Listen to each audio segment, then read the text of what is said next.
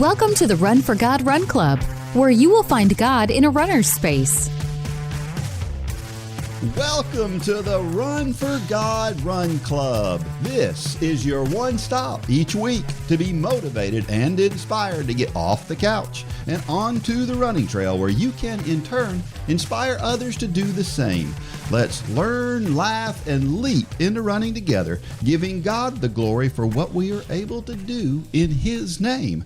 Amen. I am your running host, Dean Thompson. Today, we will share a humorous story and talk about how laughter really can be good medicine. Also, we will talk about how to push past the limits that we put on ourselves. And joining me once again is Run for God founder, Mitchell Hollis. Thanks for having me, Dean. Whoa, how about the weather? Oh, it's nice. Finally. Yeah, hoodie weather. Yeah. My favorite. I just, in case you don't, you probably know this, but for everybody out there, you know, my wardrobe's pretty simple.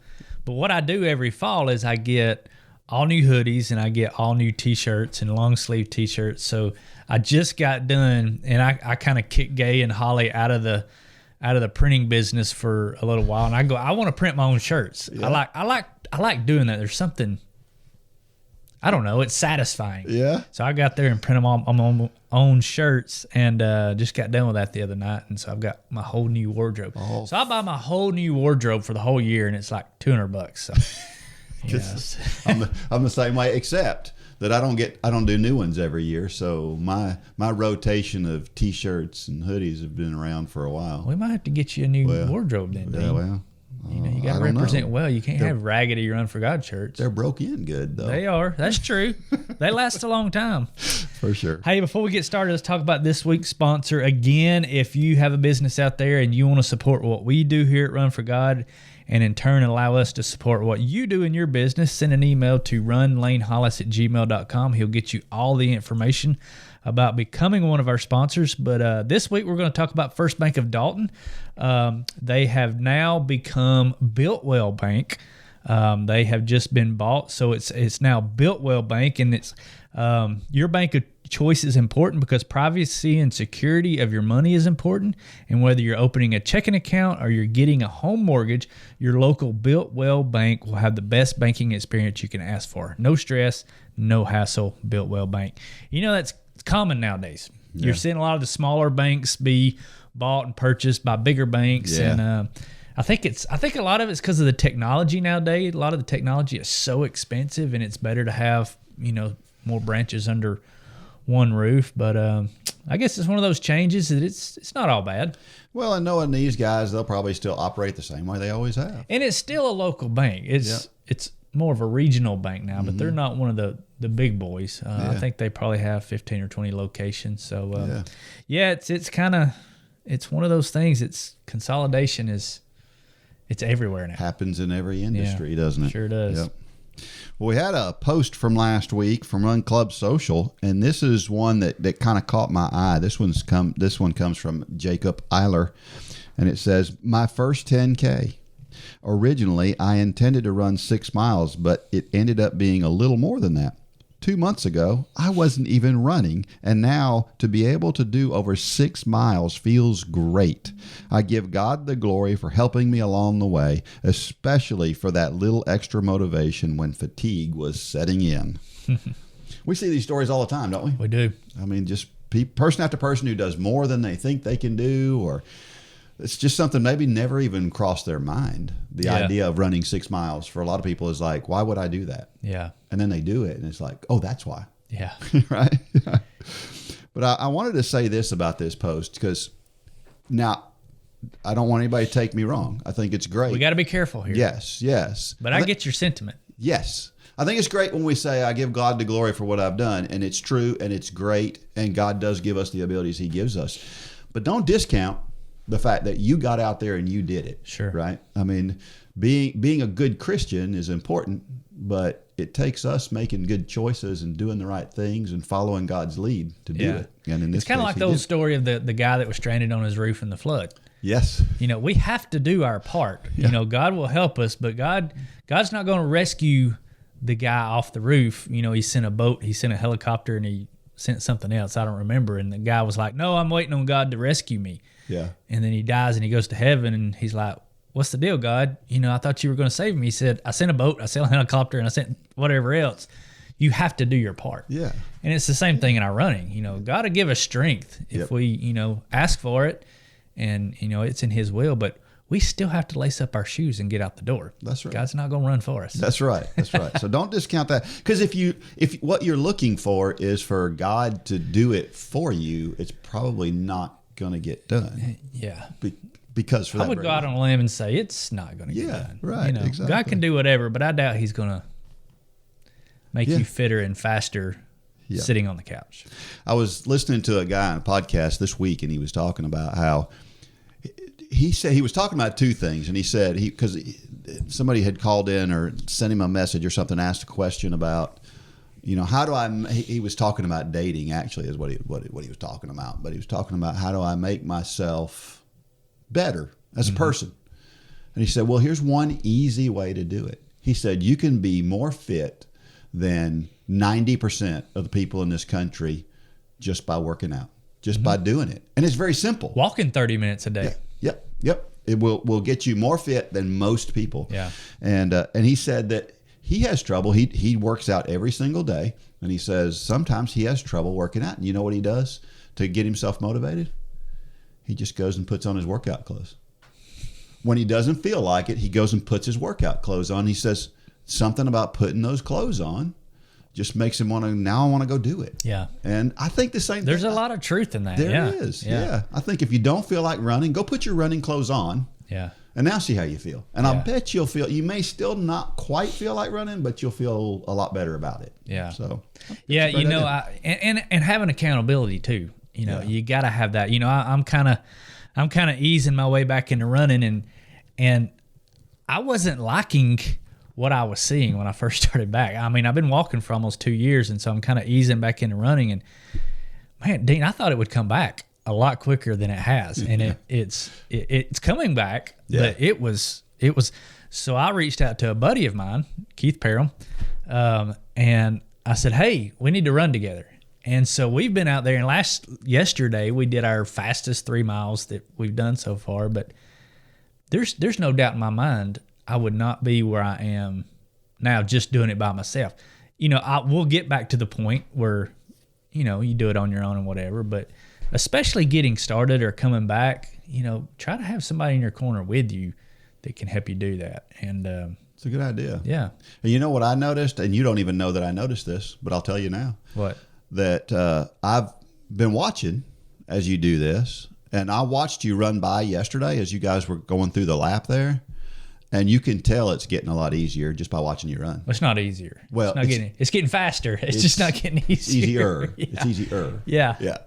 Yeah. So I mean, Keith, he really hasn't stopped running. He runs 3 or 4 times a week, and he had a stroke here a while back. Yeah. And his wife reached out to me and said he's wanting to get back to running, but he don't need to do it by himself. Why don't you go with him? And I was like, here's my moment. Isn't that funny how God put that together? Yeah, it is. That's so, just awesome. Hey, let me park right here, and I feel like I need to say something about last week's podcast. If you were listening to last week's podcast, it's almost like I went missing the last 15 minutes of the podcast. And the reason for that, I have my computer in front of me where, Dean and I have kind of an outline of the podcast. And for whatever reason, I usually don't have it, but I have my iMessage. I had it up on my computer. And a text came through from my oldest son, Lane, who, he's been dealing with some injuries for a while now. And he sent me a text right in the middle of the podcast last week that said, wasn't able to get my run in. Basically just a short text that made me think his injury's back. Yeah. I didn't hardly talk the last 15. I was like, oh my gosh, here we go again. And long story short, he just didn't give me enough information, which most teenagers don't. He's fine. He had a little tweak in something. He's back to running now, but my mind completely left the reservation. So if you were listening last week and it sounded like I just didn't have anything to say or wasn't engaged with Dean, that wasn't the case. I was just completely distracted. So I will not have my text messages up on my computer going forward. So if you were listening, sorry about that. And you're like me. You're easily distracted. Something like that just go off in a whole new direction. Yeah, I get it. Yeah. I mean, I had him in the hospital. I had him, and I told him that night, I was like, you got to give me a little more information than what you gave me. So anyway. That's funny. Now everybody's going to go back. They didn't even notice. Now they're going to go back and listen to the last few minutes. Yeah. All right. The trivia question from last week was this. What is the name of the race series where participants run 8 to 12 miles through an obstacle course? If you didn't know, it is Tough Mudder. Mm-hmm. Tough Mudder is not to be confused with Spartan races, which are very similar, only shorter. And the Tough Mudder, again, it's usually longer. The obstacles are usually almost exactly the same. They're just closer together on the Spartan races. So very interesting. This is what Wikipedia says about Tough Mudder. I thought that was a good thing to talk about. Tough Mudder is an endurance event series which participants attempt to run 10 to 12 mile long obstacle courses. It was co-founded by Will Dean and Guy Livingstone. The obstacles often play on common human fears such as fire, water, electricity, and heights. The first Tough Mudder challenge was held in the United States in 2010. Well, that's a coincidence, isn't it? Mm-hmm. As of 2016, more than 3 million people worldwide have participated in Tough Mudder events. In January 2020, the Tough Mudder was petitioned for involuntary Chapter 811 bankruptcy and was actually purchased by Spartan Race. So now Spartan and Tough Mudder are basically owned by the same folks. And this happened in February 2020. I thought, oh my goodness, it sounds like maybe the pandemic did them in, but it sounds like this happened before the pandemic. Yeah, and what I thought was interesting, you didn't even read this part, but the creditors that pulled them into bankruptcy were 3 building contractors. Yeah. Now, I'd like to know the story behind that, because you would think it would be like some kind of suppliers, or maybe they were contractors who built the courses for them. I don't know, but I think it's because 2 of them have building in the name, but one of them I didn't know, and I looked it up, and it's another building contractor. Yeah. So that's interesting that it's. Well, I wonder if these 2 guys who started it, maybe they're in that industry. Yeah, I don't know. Maybe Tough Mudder was just part of something else. I don't know. Yeah. Well, anyway. Have you ever done one? I have not, but I have thought about it a number of times. I just haven't done it. I went and watched my son do one back several years ago, and it looked like a lot of fun. Holly did. It wasn't either one of these. It was just a mud run in Chattanooga, which is kind of similar. They host one. It's off-brand in Chattanooga. Is it the Dirty Spokes? No, it's the Chattanooga Mud Run. Okay. I don't know if they still have it, but to show you how long ago, she was still working at the hospital. Oh, goodness. And they were going to have 2 co-ed teams do the mud run to see who was faster. Well, all the guys started talking trash about the ladies, saying they were going to slow them down. The ladies said, okay, we'll do guys against girls. Guess who won? Really? The girls won. That's awesome. That's good stuff. I like that. Well, these 2 guys that started this, they're from Great Britain, and they took this idea from a race they had in Great Britain, and I guess they brought it to the United States, and it blew up, which happens a lot. Yeah. I think about the what's the name of the obstacle course stuff that they do, the American Ninja Warrior. Yeah, that was originally from Japan, I think. Yeah. And we adopted it, and now it's bigger than it's ever been. Yeah. So some of the obstacles that they have, this one's called Arctic Enema. Participants plunge into a dumpster filled with ice water, dunk underneath a plank that crosses the dumpster, and pull themselves out the other side. Electroshock therapy. Live wires hang over a field of mud which participants must traverse.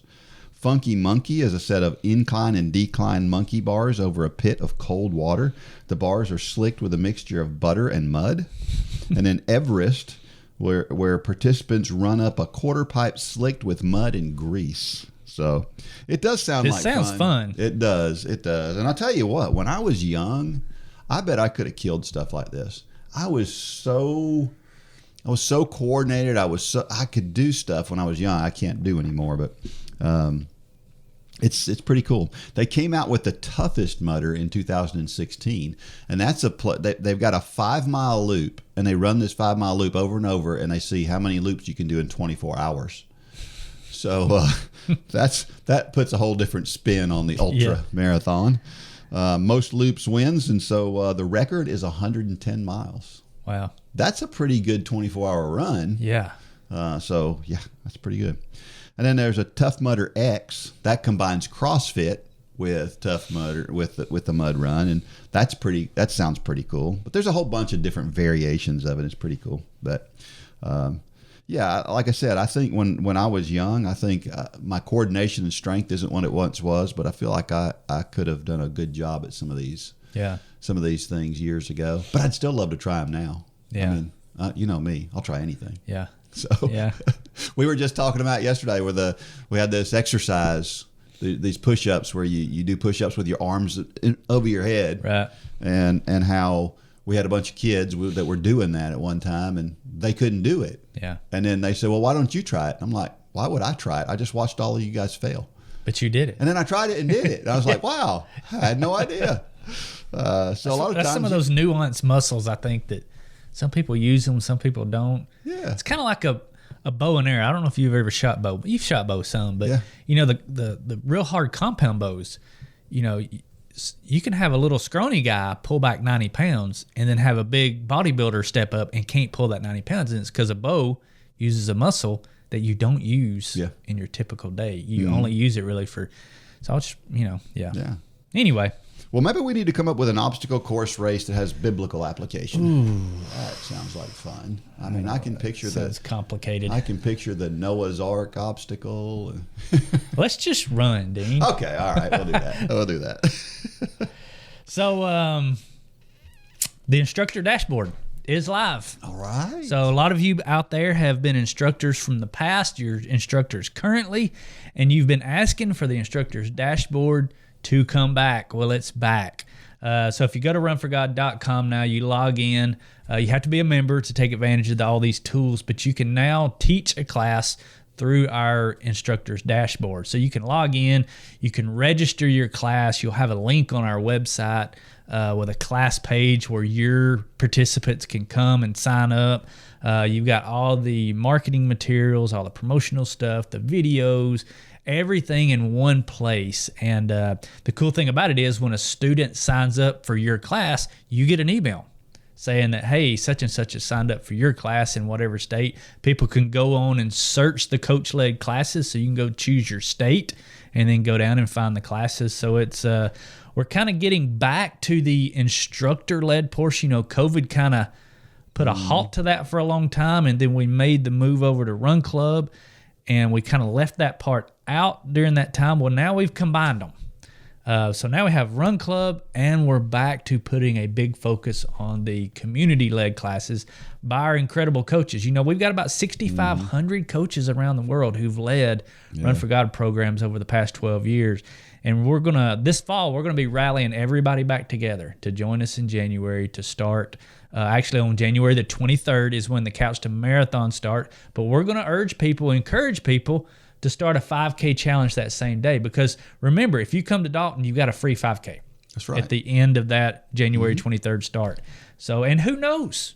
You may want to continue on to the marathon with a portion of your group. But you're going to see a lot of promotion about that this fall, trying to get ready for that January 23rd class. So if you're a coach out there, maybe you've been away for a little while, come back to runforgod.com, go to the members tools and click on coaching dashboard and check it out. Let us know what you think. Yeah, and I want to encourage everybody, if you are a coach, if you're going to coach, if you've been doing it even over the last couple of years, and you haven't registered your class, just remember this. We get calls all the time for people all across the country that say, is there a class near me? Right. And so people are looking. And make sure that you register your class, because you may find somebody that needs a little bit of Jesus, and it's God's trying to put you together, and all you got to do is register your class. So make sure you get out there and register that class. Absolutely. Social media? Nope. Grocery store tabloids? Nope. The newspaper? Not usually. The national news? We're you serious? Is there any media source these days that only shares a positive message? A lot of the media we take in each day can be pretty negative. Why not make the decision right now that your music will only be positive? Sign up for an account at jradio.com today and download the app in your app store with music for every moment and entirely positive Christian message. It'll be nice to hear things going right for a change.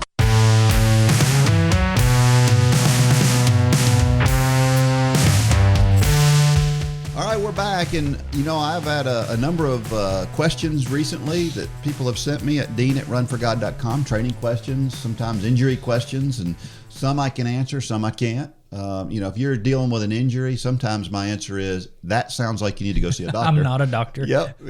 But sometimes I can suggest some things that you can do to try to get through whatever it is that you're having trouble with. Or I get a lot of emails about people who say, I'm not going to run the half marathon that everybody else is going to run in South Carolina, or is it North Carolina? Mm-hmm. How do I modify my plan if my race is a week later? I get those all the time. So if you've got questions like those, let me know. Or if you got a general question, send it to dean@runforgod.com. What do we always say? We're experts on our opinion? We're experts on our opinion, yes. I mean, I know my opinion better than anybody does. All right, and listen, we're going to share somebody's story here, and we love this guy, and it's a great story. Yeah. If you're not sharing your story, and you've got one, well, you do have one. I don't know why Everybody I say if you got one. Everybody has a story. So please share your stories so that we can share it right here on the Run for God Run Club podcast. We're actually starting to get light on stories, so we need those stories. Send them in. All right. Well, I was listening to a podcast last week. It was about, and he was a comedian kind of guy, right? And he has a website that's funny, and it's kind of parody stuff. He's a very, very devout Christian, and he comes at things from a Christian perspective, everything that he does. And he talked about how Christians have a hard time with comedy because we're afraid we're going to hurt people's feelings. And I'm afraid that that's probably true. Comedy has become hurtful in a lot of cases, but it doesn't have to be. And we ought to be able to poke fun at ourselves. Yeah. And I think everything is more fun when we poke fun at ourselves and we make jokes. And so I think that's okay. And as runners, I think we're a little bit more open to it as runners. I think runners in general, because running is hard, and I think we tend to think that poking fun, because we can do it about running, we can talk about how we feel and describe it in ways that may be funny or whatever. But I think that poking fun at ourselves is important. We're going to talk more about this. Is kind of a theme of this whole podcast. I think it's very important. I think I listened to this same podcast. We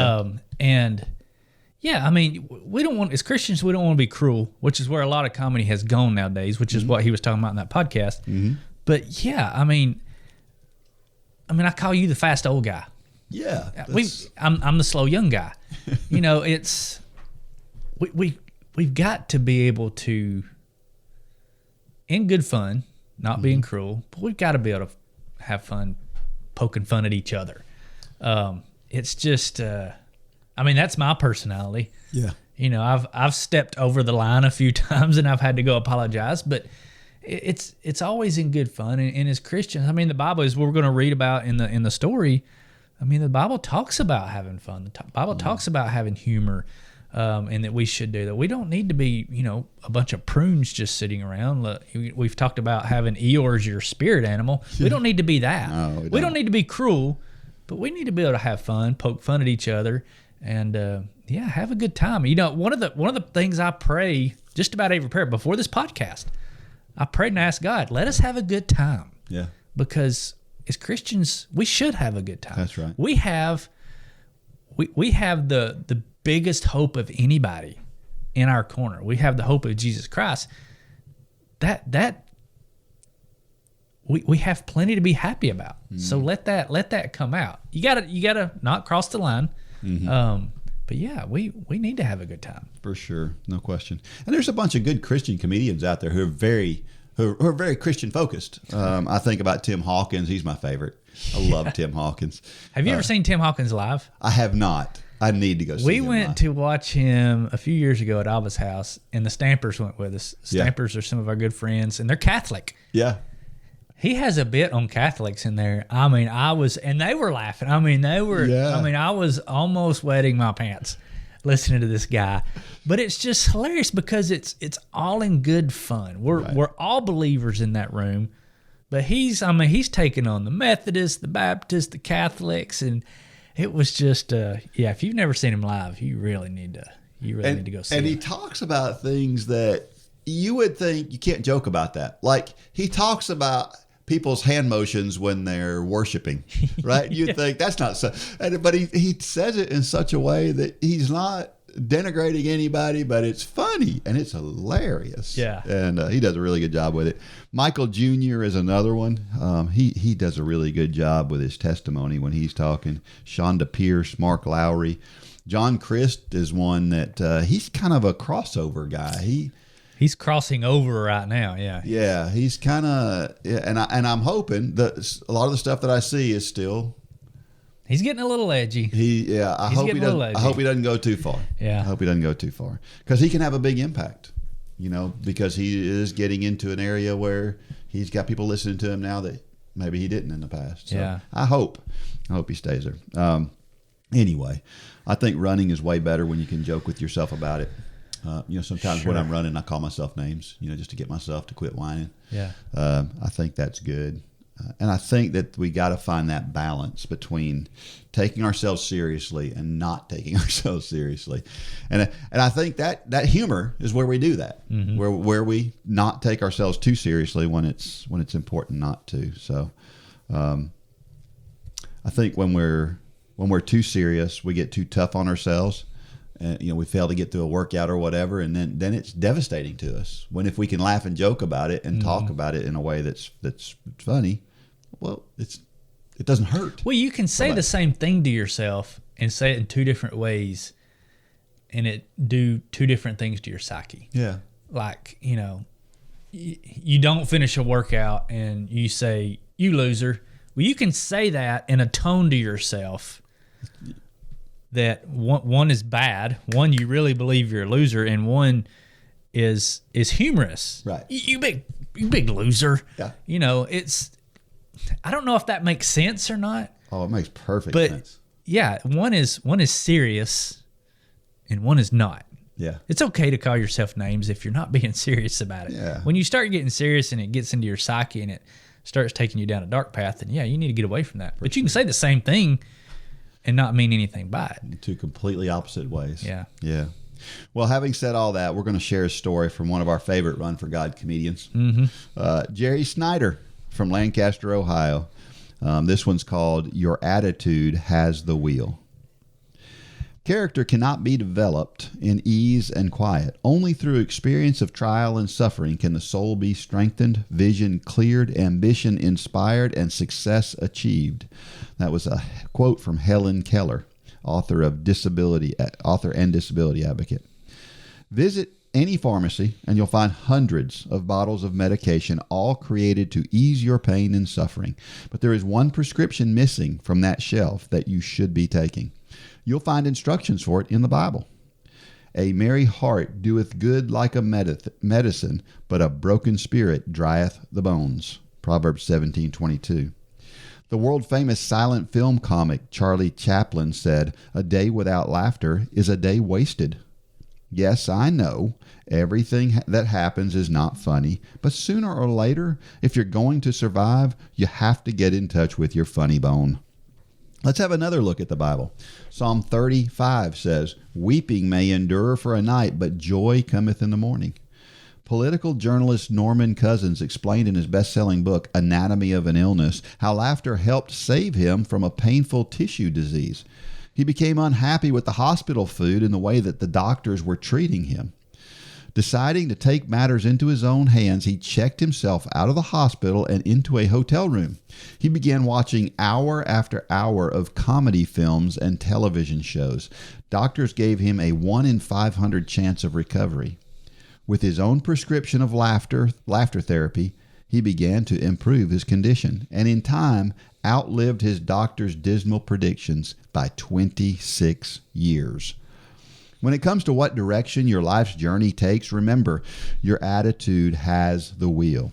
With that in mind, listen to the wisdom of doctor and running champion George Sheehan, who wrote, "Disease, then, is one of those bad experiences that turns information into knowledge and knowledge into wisdom. The bad experiences that make you love yourself and your body and the world, and make you know that you are in a game that has to have a happy ending." When I became a marathon runner in the mid-'80s, one of my first books I read on the subject was Running and Being by Dr. Sheehan. He talked about the final miles of a race he was in. The streets were lined with spectators cheering and shouting words of encouragement. As he passed one young boy, he heard him say, "Smile and it won't hurt as much." That seems to me is good advice, no matter what your injury or struggle may be. In fact, the people whose job it is to study smiles report that at the very least it takes 10 muscles to smile and only 6 to frown. So, for a better workout, start by smiling. Common sense and a sense of humor are the same thing, moving at different speeds. A sense of humor is just common sense dancing. That comes from William James, psychologist and philosopher. Don't you love Jerry's perspective? I do. I like that last quote. I'd never heard that. A sense of humor is just common sense dancing. I actually wrote that down in my book. Yeah.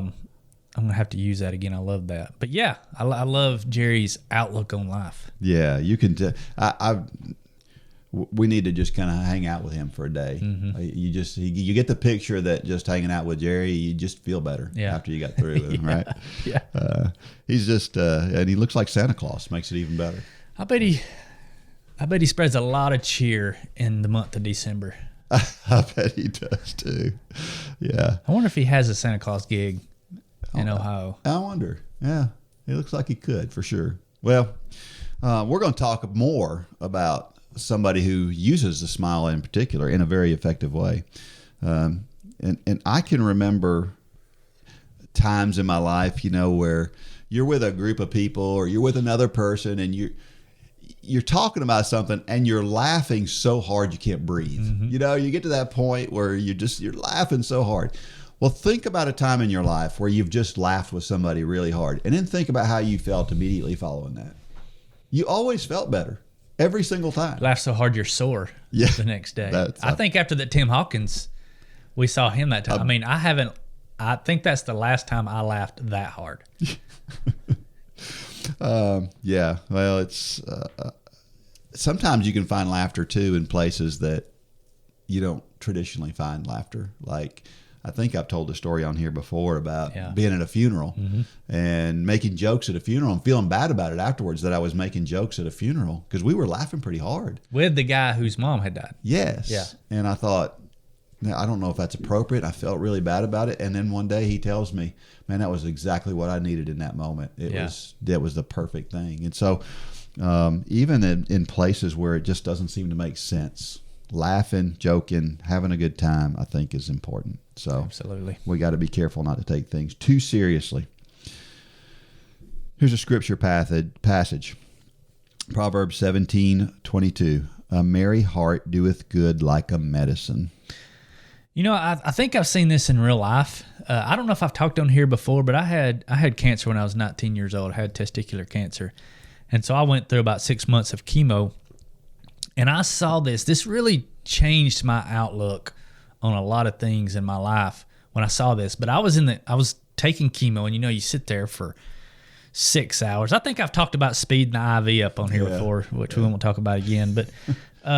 But I was surrounded by 15 or 20 people who were all taking chemo, most of them much older than me. I was by far the youngest person in the room.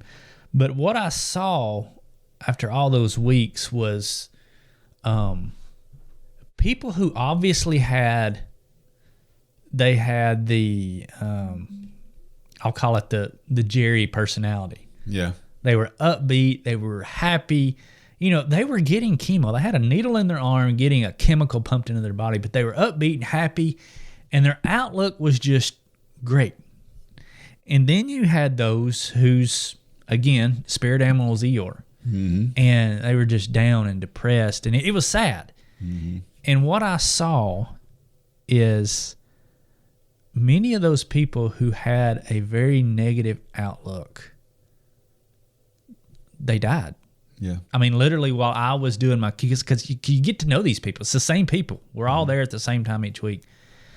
And I don't, that's not a scientific analysis, but I noticed it. It was enough for me to notice that. And you were young at the time. I was young. Not something most people notice. Yeah, and I was the guy. I mean, I literally took my IV and I made them put it on a rolling IV holder, and I went and walked around the hospital. I was outside. I mean, I was not going to allow myself to, of course, I was the guy that I never even talked about it. If somebody come up and, I would just cut them off because I didn't want to hear that. Right.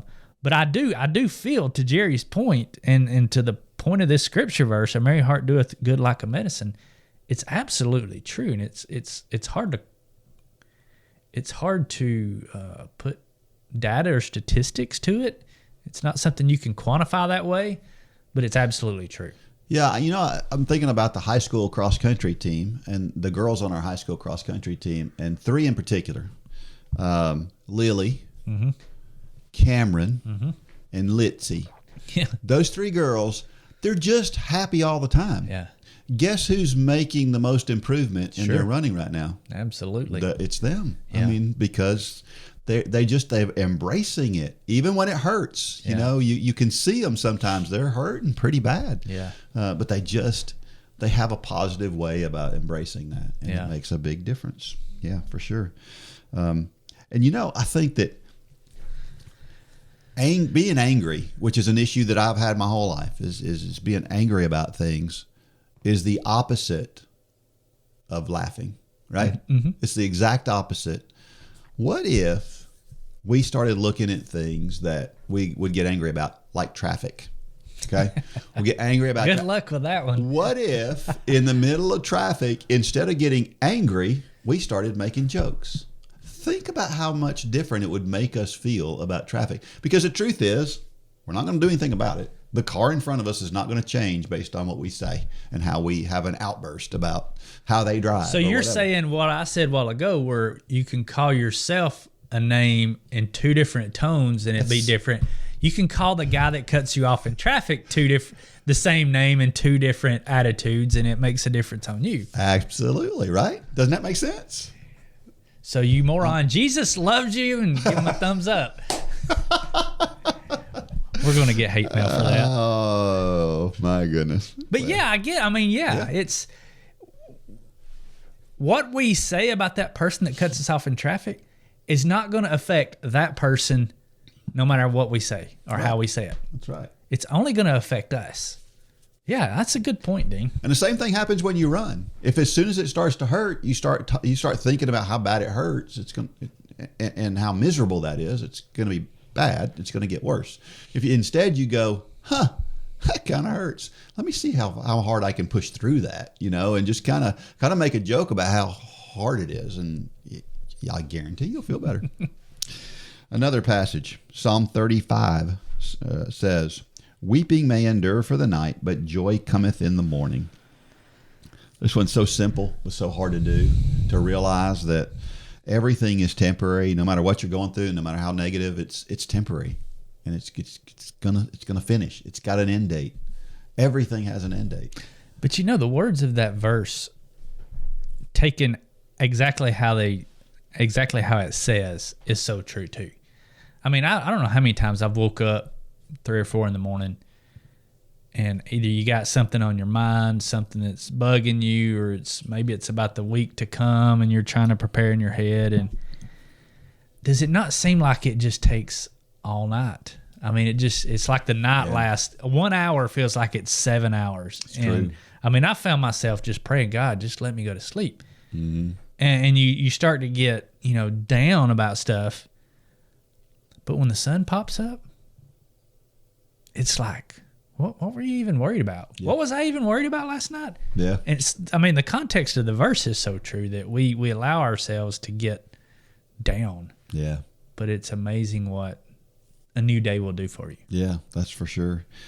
And right now in our society, pop culture is so embracing negativity and sadness. Sure. There's a thing right now that seems to be a trend, and it's really disturbing, where usually girls in particular, they get on, and usually it's Instagram, they get on there and they just cry in front of the camera about something that's sad to them, and they pour their feelings out, and they call it being vulnerable. Well, there's a time and a place to do that kind of thing, to let stuff out and let stuff go, but it's not on Instagram. Social media. I've not heard that. I've not seen that. Yeah, and it's really sad to watch that, because think about this, okay? You're sad about something, you're upset about something, and your first thought, let me grab my phone and capture this moment. That's messed up. I want to capture the sadness. Now, those aren't the things we want to capture. Mm-mm. We want to capture the good stuff and the happy stuff. And most people, that's what they do with social media.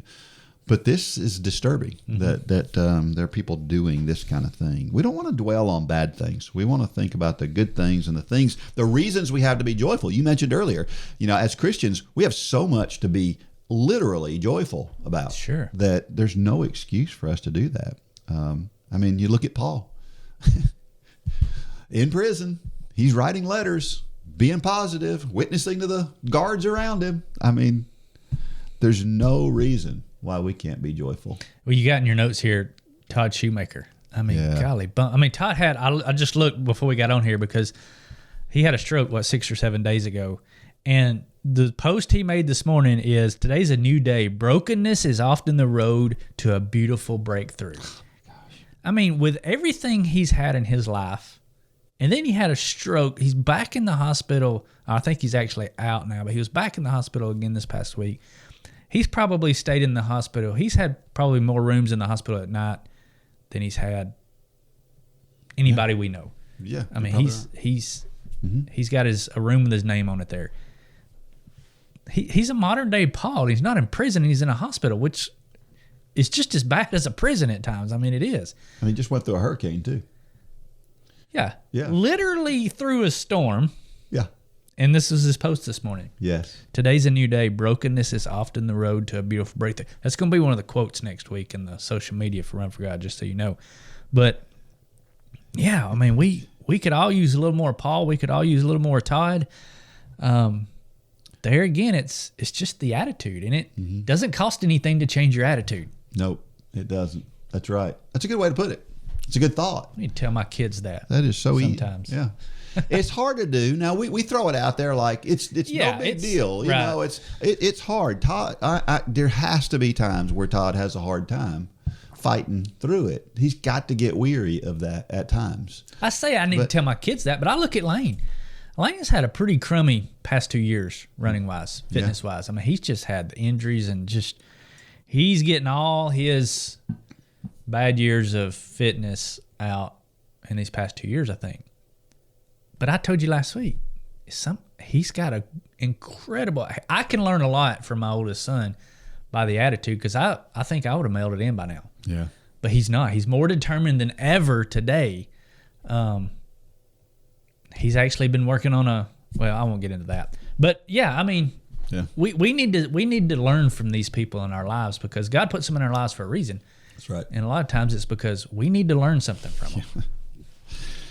Last scripture, Ecclesiastes 3:1-4. Everything on earth has its own time, for crying and laughing, weeping and dancing. So, I told you before we got started here, last night, we had an issue at our church where we have a particular group of kids who are exceptionally unruly. And we actually had a couple that was trying to do some recreation stuff with them that they wanted to quit because they just didn't want to deal with this group anymore because they were so bad. And so I offered my services. I said, services. Yeah. I said, I'll straighten them out for you. And the pastor was like, really? How you going to do that? I said, I got my ways. I'm a coach. That's our job. Right. And so, he said, well, all right, let's try it. And so we tried it last night. guess what? It worked. We got through with the class, and he looked at me, he goes, they have never been anywhere near that good before. I'm like, yeah, there's a time for playing, and for those kids, we let them do that after we made them do what they were supposed to do. Right. And you know what? They had a good time last night too. They didn't have any less of a good time last night than they had any other time, but they paid attention, answered questions in the Bible study, and did something they've never done before. But and we're not going to get into a segment on parenting here or kids, but I was blown away, and you'll know which kid I'm talking about. There's a kid who we used to coach. He graduated last year. It's not the one you're going to initially think of. It's the next one. But just we constantly had problems with this kid, or I did. I about got ran over by this kid. I was out running on the road one day, and this kid about ran me over, just unruly in his vehicle. This is one of the kids I picked up the phone after he about ran over me, and I had some words with him. Yeah. Nothing out of line, but I was very firm with him, and I thought, this kid's going to hate me.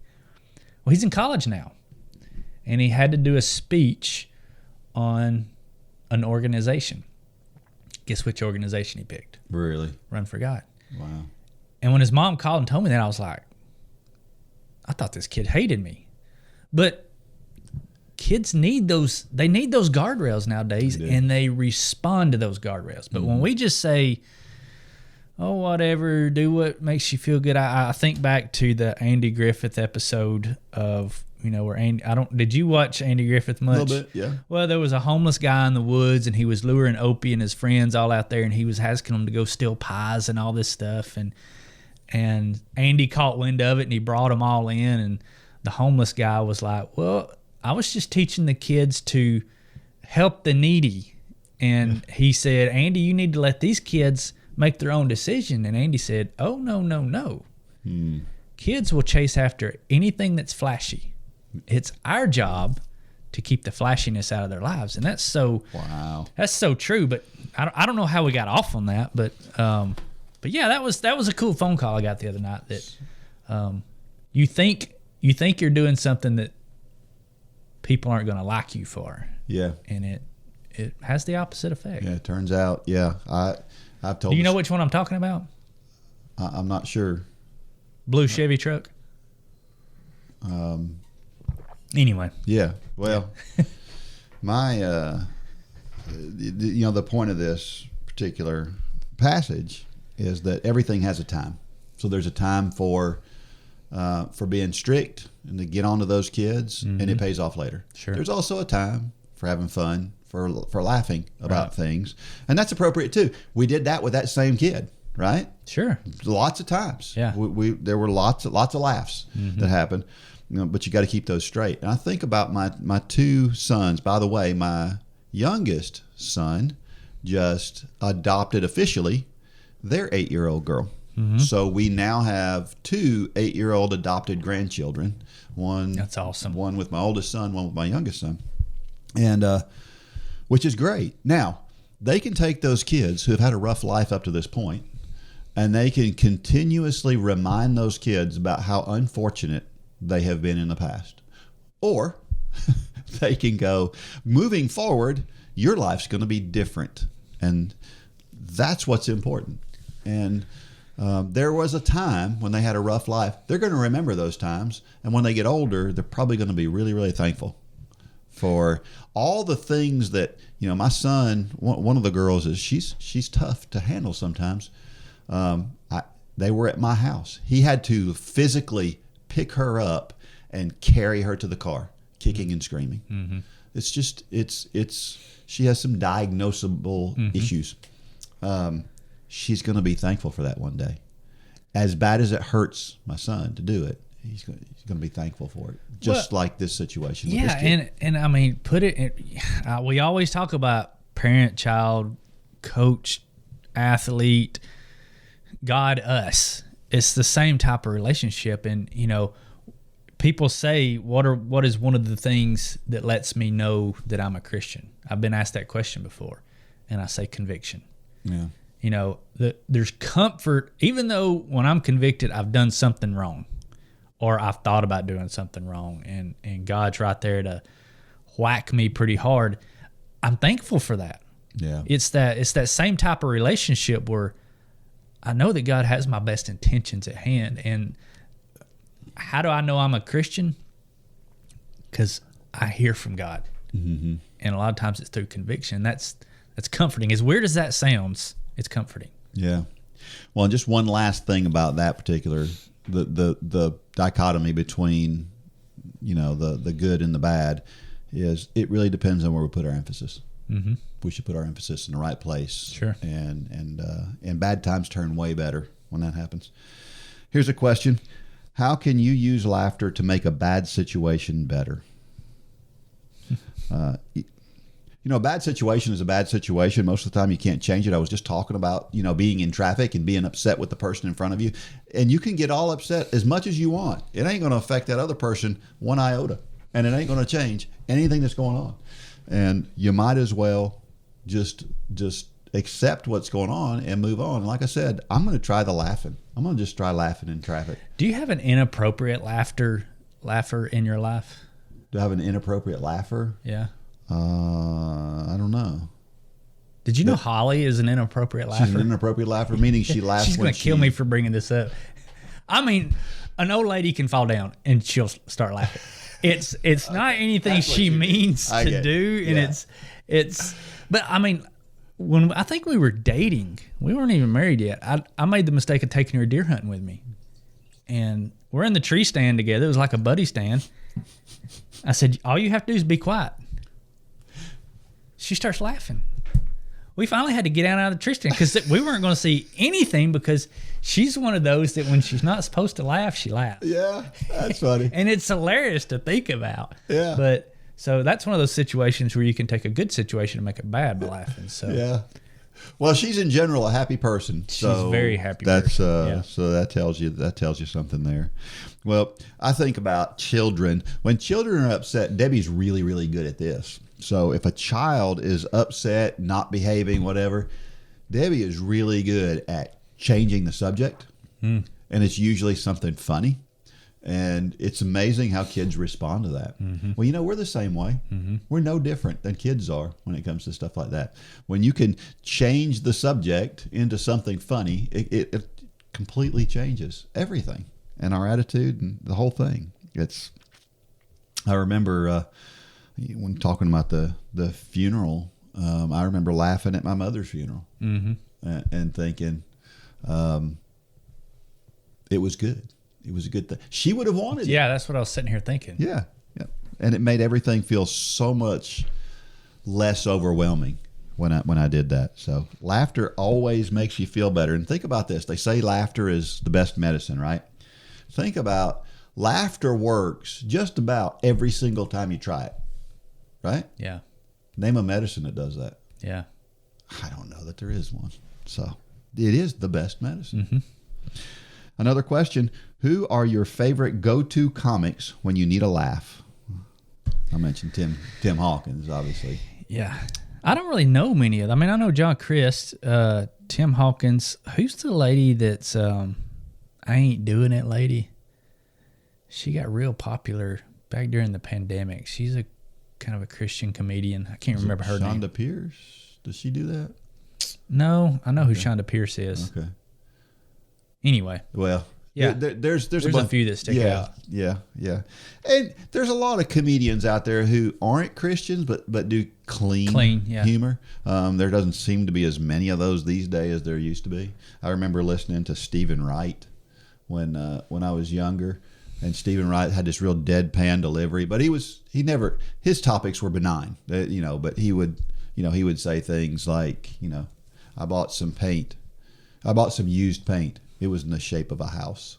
He just weird stuff, And Heather Land was the lady I was thinking of. You remember her? I don't know. Really? Her. Yeah.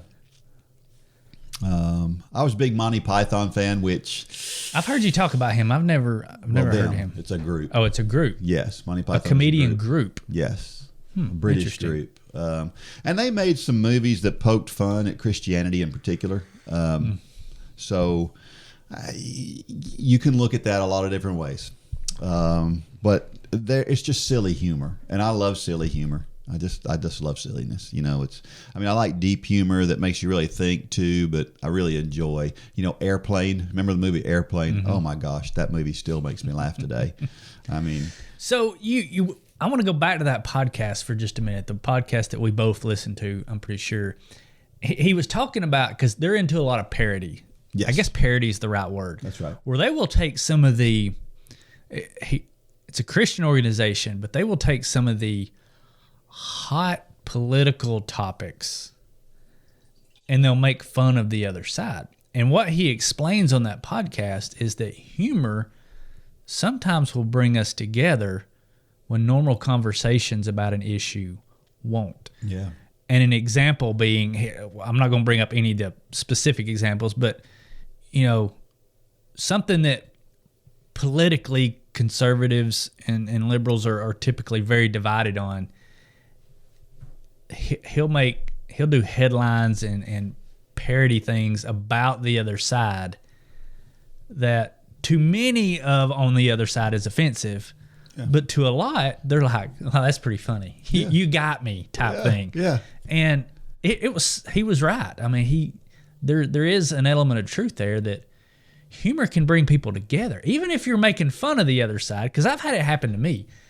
Something that I'm pretty serious on one side, and somebody will make fun of it, and I'll be like, "Oh yeah, that's maybe I'm taking myself too seriously." Yeah. And he had a lot of good points. Yeah. I think it's the point that whether you're a Trump fan or a Biden fan, sure, that you have to admit whichever There's one of those. There's plenty to make fun of both of them. That's exactly right. And if you can't admit that, you're taking yourself way too seriously. Right. Exactly.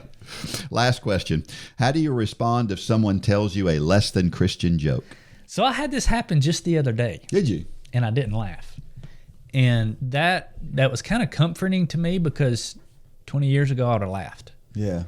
And it got really uncomfortable because the guy, it was on a job site, and 90% of the guys know who I am, what I do. They know what I stand for. I had a Run for God shirt on. He made an off-color joke, and I was just like, it just fell on deaf ears. I was like, yeah. And it was very awkward because he was like, "Oh, that didn't work." Yeah. But yeah, I think we should. We're not doing anybody any favors to laugh right at it.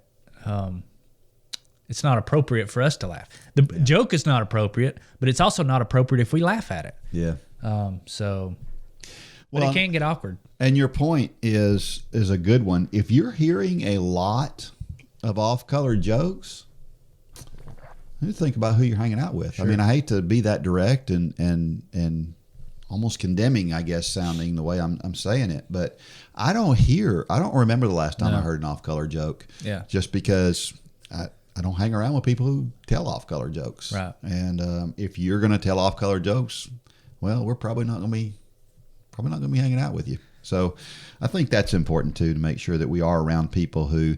It's great to be around people who are funny. Now, I know a lot of people who are funny. Yeah. I remember one guy that I worked with when I was working at the company that I worked at for 25 years, and everything was a joke to him.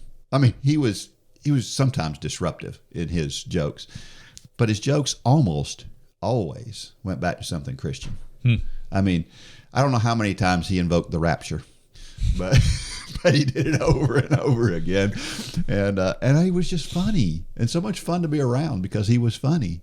But his jokes were never inappropriate ever. Yeah. And I think we got to be careful. Make sure we're hanging out with folks that stay on the right kind of topics. And again, I mentioned Tim Hawkins before in his, carry the TV, large screen TV. Yeah. The what is it called? Changing light bulbs. It's just funny. You can't help but smile just thinking about it.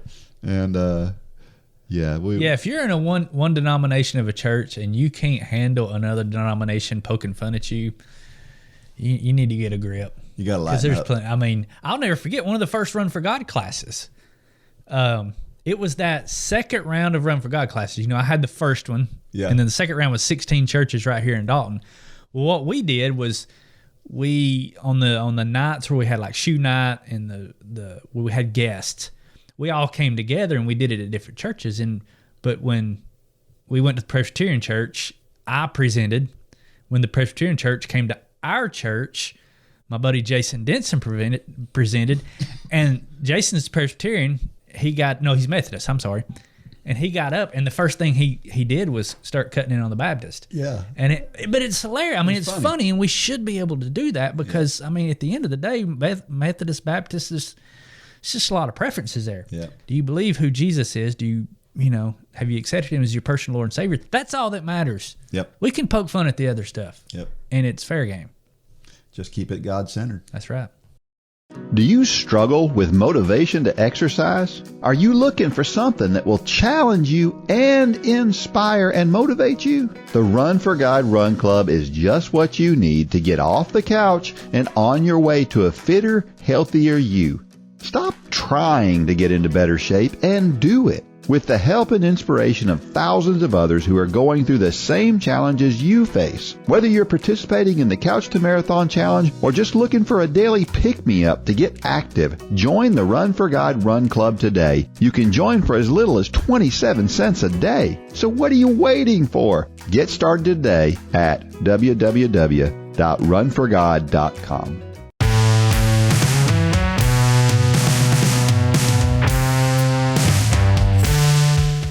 Okay, so we're back, and we kind of did a little bit of research on our podcast here a while back, and it was kind of revealed to us that we didn't need to get so heavy into the professional running things. That it's most of our listeners are not in that world. They're trying to get to a 5K. They don't really care about what happens in the professional world, and I get it. Yeah, I'm not near as enthused about it as you are, and but something happened this week that we've got to talk about. We have to talk about it. So what happened, Dean? Yeah, Eliud Kipchoge broke the world record. The GOAT. In the marathon. The GOAT. Yeah. So my story's about that, and I remember when I was young, when I was in the '80s, back when I was running in high school, and the world record was like 2:08, and now the world record is 2:01, and it's amazing.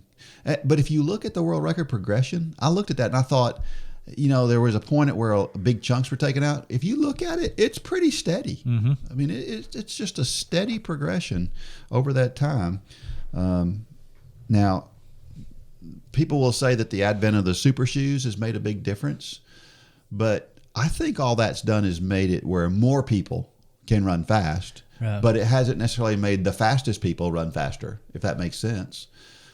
I'm not sure if that's been a huge So let's put it this way. Would Kipchoge have broken the world record this past weekend had it not been for super shoes? I don't know. His fastest marathon without super shoes was a 2:04 something.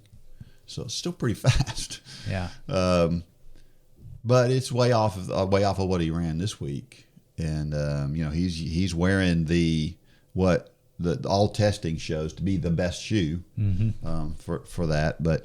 And I've shared here before my thoughts about the super shoes. I wear the Saucony Endorphin Pro, which is different than they say the Adidas and the Nike shoes are the best ones. Mm-hmm.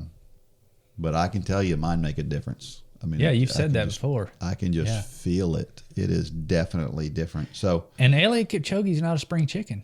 No, he's 37 years old. Yeah, about to be 38. Running his fastest, and he's already the greatest of all time, and he's just ran his fastest marathon ever. Yeah, which kind of goes to the point I'm going to make during this in the story that I do have here, because I think it's in his mind. A lot of it's in your mind, and so. What's interesting, that he broke the world record in Berlin. Do you know that the world record, every time the record's been broken since 2003, it's been in Berlin, at the Berlin Marathon? Yeah, I read your notes on this. And that none of the women. None of the women. Yeah. Now the women back in the 90s had a couple of records set in Berlin, but since 2003, none. They've all been But all the London men or have. Chicago, but all the men But have. why is that? Do you I think? don't know. It's really strange. I thought that was really interesting. So, I mean, all of those courses are pancake flat. Yeah. And they're all fast. Mm-hmm. And so maybe it's just a coincidence that Berlin happens to be the place where Berlin. One of the things about Berlin is that I think they get pretty good weather there fairly consistently. And places like Chicago, you just never know what the weather's going to be like in Chicago. Yeah. It could be a beautiful day. It could be pouring down rain. It could be hot as blazes. You just have no idea what it's going to be at Chicago. So I think a lot of times people target the Berlin Marathon because the weather's usually pretty good. Is it hard to get in Berlin as just a age grouper? I don't think so. I got a friend of mine who ran Berlin 2 years ago, I think. Really? So yeah. I don't think it's too hard. So I had some observations about Eliud Kipchoge I thought I would share. It's time for Dean's Thoughts, and that's a time when I share something I've written about the intersection between running and faith. And this story is about Eliud Kipchoge's quote, and his quote is, "No human is limited." The debate is over for any holdouts on the question of who carries the mantle of best marathoner of all time. Eliud Kipchoge broke his own world record in the 2022 Berlin Marathon by 30 seconds. Only one man has run within a minute and a half of his time of 2:01:09. He has 4 of the 5 fastest marathon times in history. There can be no debate. Eliud Kipchoge is the GOAT. Even more interesting was the way that he broke the record. Most marathon world records are set by running negative splits, where the second half is run faster than the first half. But in this race, Kipchoge went out in sub-2-hour pace for the first half, covering that portion of the course in 59:51. To put that in perspective, that is mere seconds from Ryan Hall's American record. It was clear that he had chosen to try to run under 2 hours. The fact that he was able to hold it together well enough to still break the record makes it even more amazing. And then there was the women's race. Tigist Assefa won the race, setting a course record by almost 3 minutes as she ran 2:15:37. That may not mean anything to the average person, but this would be roughly equal to your local tennis pro winning Wimbledon. Her one and only marathon she had ever run was a relatively poor 2:34. No one had her on their radar in any pre-race predictions. She was known as a good runner, having made the Olympics in 2016, but the event she ran in the Olympics was the 800 meters. You would no more expect an 800-meter runner to win the Berlin Marathon than your local golf pro would to win the U.S. Open. It's simply not done. That brings me to my point. My favorite Eliud Kipchoge quote is this: "No human is limited." You see, the thing that most separates Kipchoge from other runners, at least in my mind, is that his mental game is the strongest in the world. He is famous for forcing himself to smile when the pain of the race is at its greatest. He's a mental beast. He believed he would run under 2 hours prior to gun time at this race, and he nearly did it. Of course, it is absurd and maybe even a little dangerous to believe that we don't have limits. But Kipchoge's point is that most of the limits we experience are the ones we put on ourselves. Most of us are capable of a lot more, and that's where I want to park. There is no doubt that Kipchoge is one of the best physical specimens the running world has ever seen. Watching him run is like listening to poetry. It's beautiful. Here's the question that I want to entertain. How did he get that way? As far as I know, he doesn't have a heart twice the normal size like Secretariat. He's just better than everyone else, essentially using the same tools every other world-class athlete has. I think the answer lies in that wry smile that he flashes when things get really tough. He does 2 things that we can all do better. First, he fights the difficulty with positive thoughts, and then he embraces the discomfort.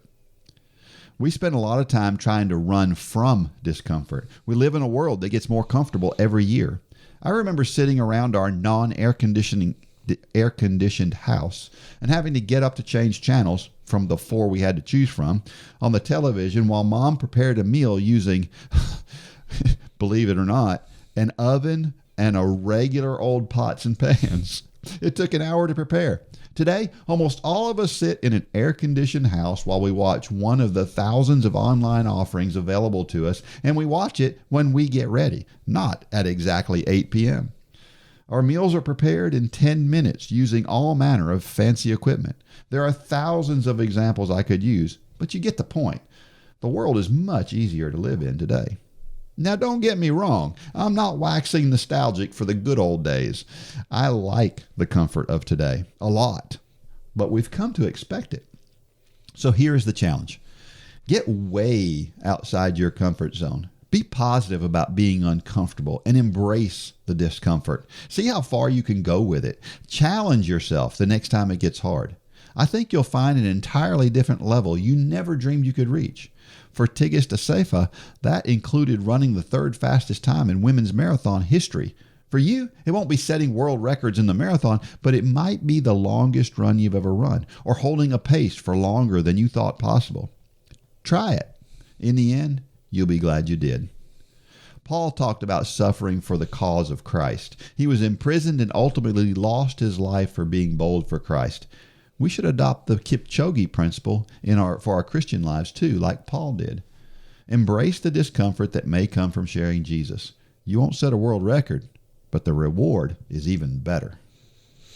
Okay, Dan, I'm going to make a statement here that may surprise you. Yeah? I think this was your best one yet. Oh, yeah? Wow. 133 episodes, and this was the best one, in my opinion. Well, I appreciate it. So good job. No, thank you. Yeah. He's just, the guy is so good. Golly bum. Yeah. I mean, Talk about getting better with age. Yeah. Like you said, 37 years old and setting world records is just crazy. And again, in this case, the thing that amazed me the most about this race was that the plan was for them to go out at like 1 hour and 40 seconds, 1 hour 50 seconds. That's where the target range was. That's what the plan was for months leading into this race. Kipchoge just felt really good that morning. Wait a minute. Go back. The plan was to go out at what? 1 hour and 50 seconds. Oh, okay. 1 hour. 1 hour. Colon 50 seconds. Colon 50 seconds. Yeah. So that was the idea was to do that. And then apparently Kipchoge at the last minute said, "Now I want to go." Or he was just feeling good the first 5K and said, "All right, boys, pick it up." Son. Yes. And so they did. And I mean, he went out hard from the gun. I mean, his first 5K was like 14:09. It was ridiculous. When you break it down into 5Ks, which I can relate to, I mean, we all know these 5K numbers. Yeah. That's insane. It's astounding, isn't it? 4:37.8 per mile. I mean, he would be on the podium at a lot of university 5K track meets. That's right. With that time. He would. And he did it over and over and over. Yep. And over and over. Yeah. And over. But as a professional runner, when you go out a minute too fast over that first half, the chances are the second half's not going to go well. Well, that's what I was going to ask. You said he has 4 of the top 5 marathon times. His other 3, were they negative splits? Yes. He always ran. So that's obvious that he was going for it. Yes. Which is awesome. 100%. There was no question he was trying to break 2 hours.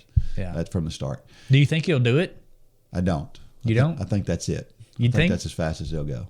But I've said that before. Yeah, I mean, I think we all said that. I think we all said, yeah, probably the last couple. Yeah, he's getting pretty old now. Yeah, but getting older. But you're seeing Sarah Hall, people like that are just. Yeah. What you? I mean, you're in your 50s now, and you seem to be getting faster and faster and faster. Is there something we haven't known in the past? No, I to my point, this is my whole point of this whole thing is it's so much, we control so much with our mind. But that's my point is there's people out there. It seems like there's more people out there now who are saying, well, age is just a number. Mm-hmm. Sarah Hall should probably not be running as fast as she is. Kipchoge should definitely not be running as fast as he is by the numbers, by historical evidence, by so many things, but he's decided none of that matters. Yeah. I'm going to run this fast. Yeah. And I think that's what you've done to an extent. You've just decided age is just a number. It don't matter. Yeah. I can run faster. Yep. And it goes that way to everything too. Yeah. It goes that way when I've got a new athlete on the college team that came out to run with us, and she's just trying to get back in shape. And that first day, she wanted to run 2 miles. And I was like, that's not enough. I know you're just getting back to it. But if you're going to be a college athlete, a 3 mile run is minimum. Yeah. You know, and so, but I think in her mind, 2 miles was about right. But we've got to change that. Sure. We've got to change the perspective on what's possible. And, you know, you look at the women's side of this race. We're talking about Kipchoge's race, but really her race was probably more impressive than everybody's. And it was really good weather, and that's what I'm going to talk about that in a second. But that was a big impetus in what happened here. But there was only one woman in this entire race who had run under 2 hours and 20 minutes. And they went through the first half. There was a group of like 6 of them that went through the first half in 68 minutes. Well, if you're doing the math, you realize that's way faster than they should be running. Mm-hmm. And it turns out that this lady, Asafa, wound up running the second half even faster. But they just went after it. They just decided, this is a good day. I feel pretty good. I'm just going to go for it. And they went for it. And a lot of times what you find, and what Asafa found out, was that she could do better probably than she may have even thought she could. Well, and we all have those times. It doesn't matter if you're running a 4:30 pace like Kipchoge or you're running a 15-minute pace. We all have those times in workouts and runs. I had it yesterday where you mentioned you could tell I was running faster. Keith and I was running faster than I really thought I could or I should. And there came a very specific time. I remember we'd come off the Lone Bridge and we were coming up the hill, and I thought, I've got to back it down.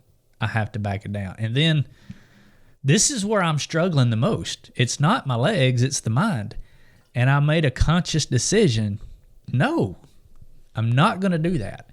And once you make that decision and get it out of your mind, the pain's still there, but a lot of times those thoughts will subside. Mm-hmm. Because there's those pivotal, you can put your finger on the instance. Mm-hmm. And if we can get past those, and like I said, like you said earlier, it's easier said than done, but man, you're so glad you did. And the pain is just for a little bit. I mean, literally at this point, we were at 2.5 miles of a 3 mile run. Or no, we weren't even we were a quarter mile from the finish line. Yeah. So the pain was only going to be just a few more minutes. Yeah. But we've got to make those decisions in our head, and make them quick and move on. Yeah. And yesterday was a good day for that because it was cooler yesterday. It was. I remember a race that I ran. It was 10K, and there was a guy running the race that I had never beaten before, but I'd been trying to beat him for years. I'd finished 12 seconds behind him a couple of times, and we were in a 10K, and I had let him go from the start. I mean, he was leading the race from the start. I was second, and my thought really wasn't to try to beat him that day, other than just to try to run as fast as I could run. We made the turn. It was out and back. We made the turn, and I thought, if I still feel this good at 4 miles, I'm going after him. And so that's what happened. Mm-hmm. At 5 miles, I still was like, I'm gonna really hammer it. Well, I ran my fastest mile of the race in that 5th mile, which is unusual in a 10K. And he had a 14-second lead halfway, and I cut it down to 3 seconds within that before we got to the 6 mile mark. And then he pulled away from me. He wound up winning by 11 seconds. But my point is that I made a decision that I didn't care how bad it hurt. I was going to go after it. And sometimes you just got to make that decision. And I was so glad afterwards that I did. Embrace it. As bad as it hurt. That last mile hurt really bad after running my 5th mile so fast. Well, Ron Hall used to say, and I loved how he said it. He said, I'm not a professional athlete.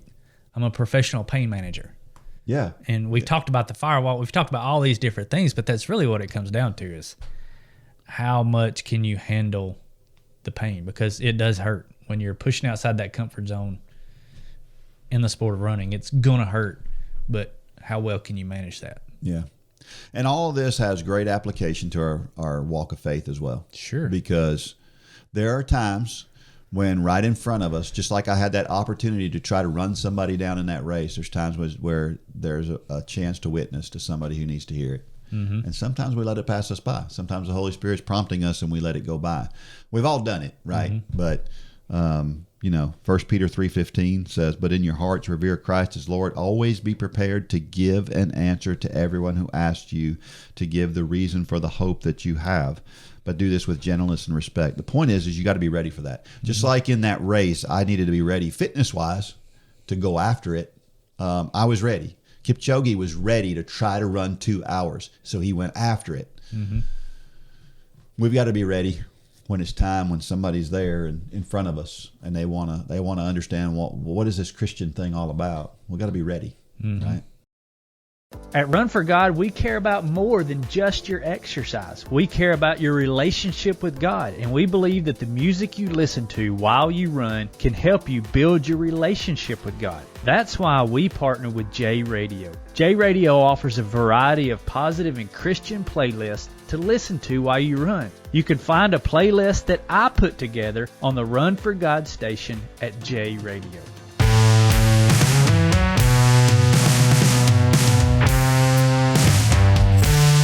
Every week I share a reason why running is so awesome, and this week, here's my reason.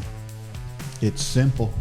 We've talked about that even on this podcast. Running and walking have to be the most simple forms of exercise in the world. I don't see how you could make any, because it's something that we do every day. At least walking, we do every day.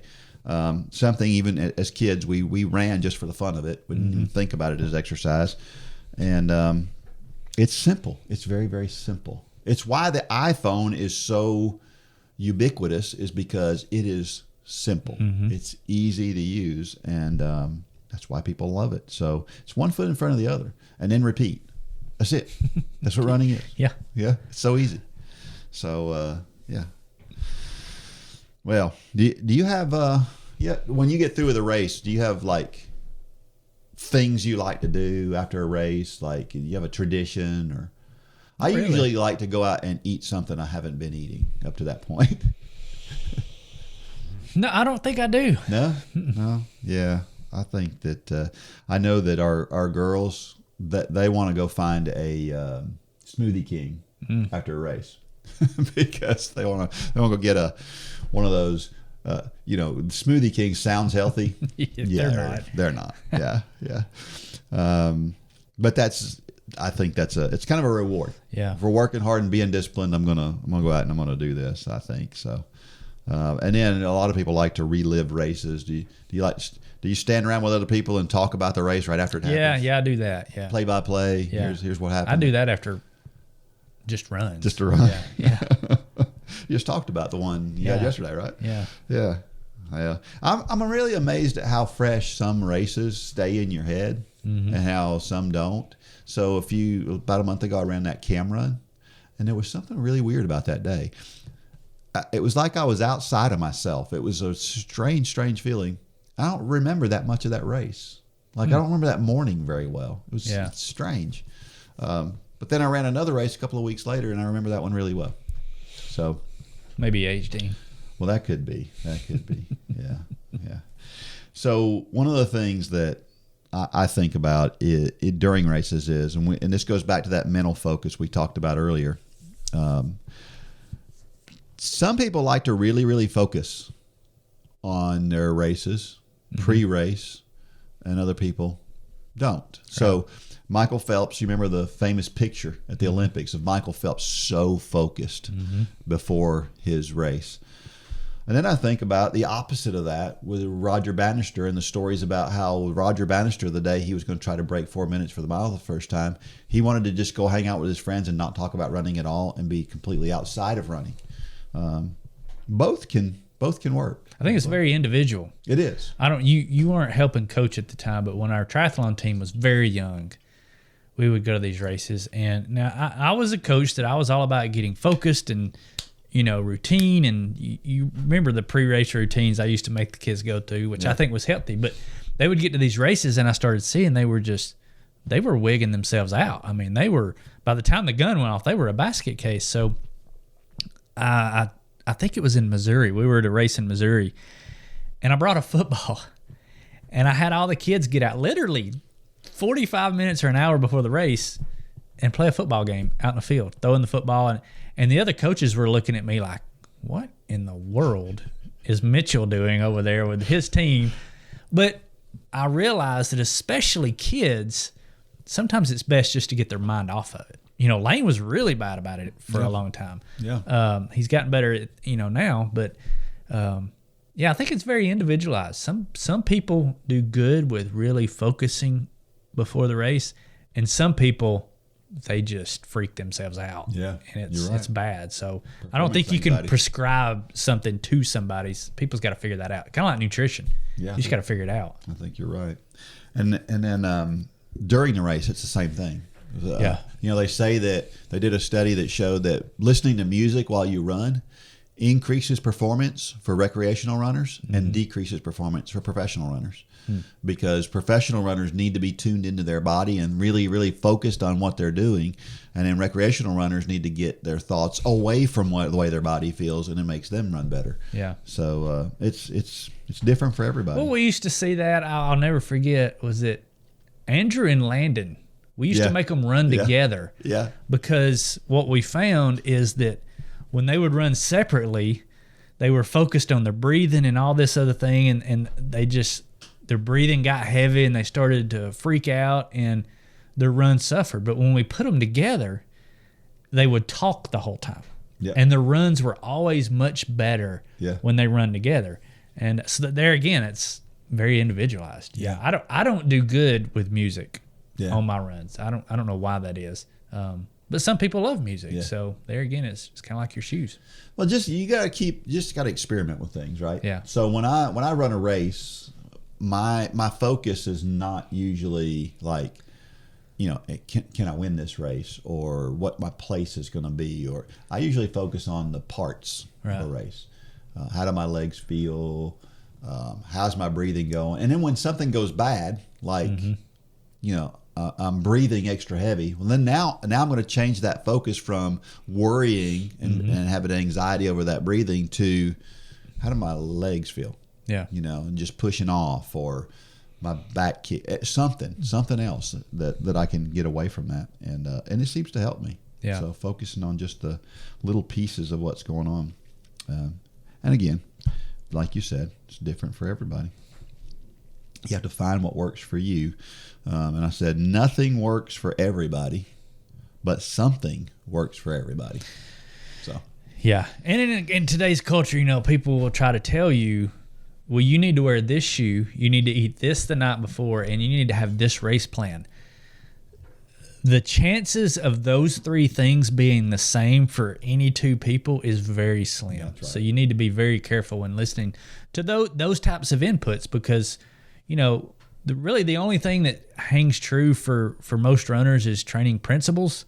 Everything else is really very individualized. That's right. All right, we have a trivia question for this week, and the trivia question is this. There was a lady who set the world record in the marathon in 2003, and it remained the record until 2019, so it lasted 16 years. Who was she, and where was she from? Do you know this one? I don't. Oh. I'm surprised I don't know this one. Oh, my goodness. I thought since we were talking about the marathon, we'd do a marathon question this week. So, all right, our motivational thought of the week is this. Patience is the key which solves all problems. That's a Sudanese proverb. That's one you and I both need to hear. And it's true. Patience really does make a big difference. That whole angry versus laughter thing we talked about earlier, a lot of that goes back to patience, doesn't it? For sure. Yep. It's a great thought. All right. God, it's amazing how God's worked me over the past several years when it comes to that. Man, oh man. All right. I guess that about does it. This is episode 133. Yeah. My goodness. And you did the best Dean's Thoughts today. All right. So congratulations. That's good to know. Try to do it again in the next 133. Okay, I'll do that. See if you can replicate that. So next one's got to be better. Yeah. All right. No pressure. No pressure. All right. Good job, Dean. Well, until next week, may God bless every step of every run. Go out there and shine your light. Good job, Dean.